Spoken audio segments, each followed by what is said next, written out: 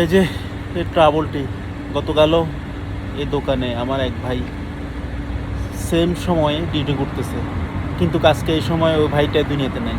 ওনার বাড়ি ছিল আপনার কুমিল্লা জেলায় লাকসা মনোরগঞ্জে। ভাইটার নাম হচ্ছে বাবুল। দীর্ঘদিন ধরে এই দোকানে এই শপে অনেক দিন ধরে কাজ করতেছে, আপনার অনেক দিন ধরে আছে এখানে। তো উনি একবারে এই দেশ থেকে চলে যাওয়ার চিন্তাধারা ছিল, কিন্তু এখন একবারে পুরো দুনিয়া ছেড়ে একবারে চলে গেছে। শুধু কাল ওমান না, এই যে এই বিল্ডিংয়ে ছিল সেই, এই বিল্ডিংয়ের সবাই থাকে, কিন্তু রাতে স্ট্রোক করছিল। স্ট্রোক করে হাসপাতালে ভাই দুনিয়া মায়া ছেড়ে চলে গেছে। এই হলো প্রবাসীদের মৃত্যু। কখন যে হয়ে যায়, কার মৃত্যু কখন যে হয়ে যায় প্রবাসী মাটিতে কেউ বলতে পারে না।